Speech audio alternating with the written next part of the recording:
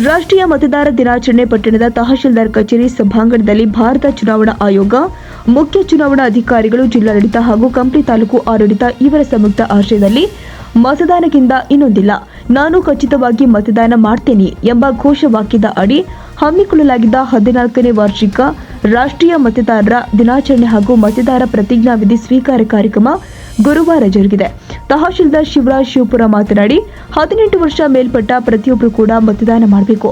ಮತದಾರ ಪಟ್ಟಿಯಲ್ಲಿ ಹೆಸರು ಸೇರ್ಪಡೆ ಮಾಡಿಕೊಂಡು ಮತದಾನ ಮಾಡೋದು ಪ್ರತಿಯೊಬ್ಬ ಮತದಾರರ ಆದ್ಯ ಕರ್ತವ್ಯ ಅಂತ ಹೇಳಿದರು.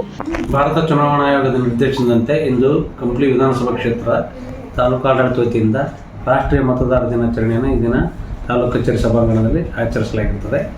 ಈ ಸಂದರ್ಭದಲ್ಲಿ ಚುನಾವಣಾ ಆಯೋಗದ ನಿರ್ದೇಶನದಂತೆ ಮತದಾರರ ಪ್ರತಿಜ್ಞಾವಿಧಿಯನ್ನು ಎಲ್ಲ BLOಗಳು, ವಿವಿಧ ಇಲಾಖೆಯ ಅಧಿಕಾರಿಗಳು, ಸಿಬ್ಬಂದಿ ವರ್ಗದವರು ಹಾಗೂ ತಾಲೂಕು ಕಚೇರಿಯ ಎಲ್ಲ ಸಿಬ್ಬಂದಿಗಳ ಸಮಕ್ಷಮದಲ್ಲಿ ಪ್ರತಿಜ್ಞಾವಿಧಿ ಬೋಧನೆ ಮಾಡಿಸಲಾಗಿರ್ತದೆ. ಹಾಗೂ ಪ್ರಜಾಪ್ರಭುತ್ವದ ಮೌಲ್ಯಗಳನ್ನ ಎತ್ತಿ ಹಿಡಿಬೇಕಂತ ಈ ಸಂದರ್ಭದಲ್ಲಿ ಎಲ್ಲ ಸಾರ್ವಜನಿಕರಿಗೆ ಈ ಮೂಲಕ ನಾನು ಮನವಿ ಮಾಡ್ತಾ ಇದ್ದೇನೆ. ಈ ಸಂದರ್ಭದಲ್ಲಿ ಉಪ ತಹಶೀಲ್ದಾರ್ ರವೀಂದ್ರ ಕುಮಾರ್, ಶಿರಸ್ತೆದಾರು ಆದ ರಮೇಶ್, ಪಂಪಾವತಿ, ಕಂದಾಯ ಅಧಿಕಾರಿ ಜಗದೀಶ್, ತಾಲೂಕು ಆಡಳಿತ ಸಿಬ್ಬಂದಿ ಸೇರಿದಂತೆ ಮತ್ತಿತರರು ಉಪಸ್ಥಿತರಿದ್ದರು. ರಘುವೀರ್ ಸಿದ್ರಿ, ಟಿವಿ ಕಂಪ್ಲಿ.